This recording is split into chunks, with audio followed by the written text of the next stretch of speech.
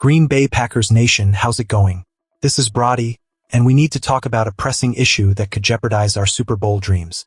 The offensive line situation is becoming increasingly concerning, and if it isn't addressed quickly, it could derail the entire season. Before we dive into this, tell me where you're watching from and what you think about the state of our offensive line.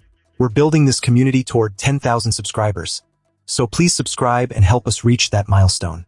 The Packers are facing a significant challenge with their offensive line, and it's one that can't be ignored as we head deeper into the season. Earlier this offseason, I highlighted how crucial this unit would be in determining the team's success. After observing training camp and the preseason, my concerns have only intensified. While Brian Gutekunst has made some solid moves in building this roster, sustaining consistent offensive line play has been a persistent struggle for Green Bay. Despite considerable investments in both money and draft capital aimed at fixing these issues, we're still left questioning the stability of our line. This season, keeping Jordan Love upright is paramount. The Packers have legitimate Super Bowl aspirations, but that's all at risk if Love is constantly under pressure or if we can't control the line of scrimmage. We don't need 5 All-Pro linemen, but we do need a reliable 5 that we can count on. Right now, I'm not sure we have that. Recent news indicates that Aaron Banks could miss significant time, potentially starting the season on the PUP list. That's not exactly what you want to hear about a key free agent acquisition, especially considering the contract restructuring that makes moving on from him this year or next much more complicated. I was never sold on the Banks signing from the beginning.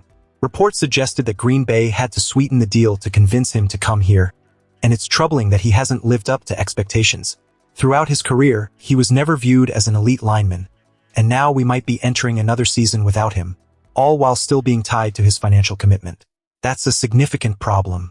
If we're not spending money on underperforming offensive linemen, we're using high draft picks on players who can't seem to find their place. Anthony Belton is a prime example of this. He's now in a bit of a limbo after losing ground at right guard. For a player we invested in, it's concerning that we're still trying to pinpoint where he fits along the line. In my view, trying to convert Belton into a right guard was a mistake. He's a 6'7", 340-pound athlete who excelled at tackle. We drafted him with that expectation, yet we've tried to mold him into something he's not. Versatility is valuable, but so is putting players in positions where they can thrive. Fortunately, there are some positives on the line. We can confidently pencil in Zach Bacco-Bewell at right tackle, and Sean Rhyan seems to have secured the starting center position. Jordan Morgan also appears to be taking control of the left tackle job, looking solid in limited preseason action. That's encouraging news, especially since Morgan was drafted with high hopes of being our long-term left tackle. However, the critical concern remains the 2 guard positions. As we move into the next phase of the preseason, this will be a significant competition to watch. If we truly want the best 5 linemen on the field, we need to explore different combinations before the regular season kicks off. I'd like to see Belton get a shot at left tackle. It's a position he's more familiar with, and it allows us to determine if his struggles relate to his play or the position we've asked him to fill. Meanwhile, we could slide Morgan inside to left guard, where he has some experience, creating a familiar and athletic left side. At right guard, Jaeger Burton seems like a reasonable option. He has the potential to establish himself there, and transitioning from guard to center is a more natural path than some previous experiments we've tried. A starting 5 of Belton, Morgan, Ryan, Burton, and Bacco-Bewell may not be what we envisioned in the offseason. But right now, it's about finding the best combination rather than sticking to our original plans.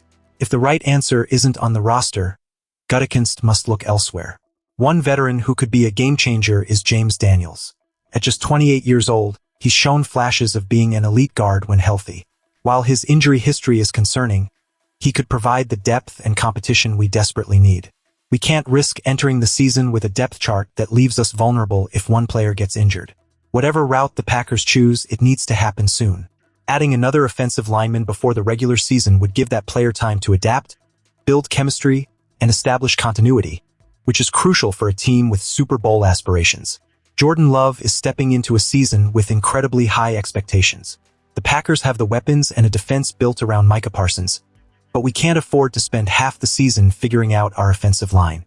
The Super Bowl window is wide open, but there are too many uncertainties on the line.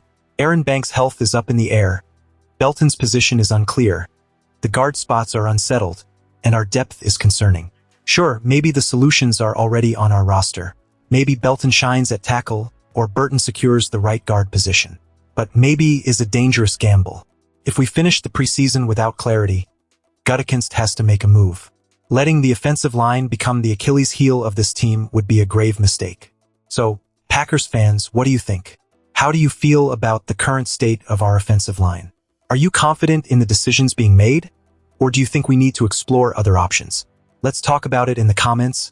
And don't forget to subscribe to help us reach 10,000 subscribers.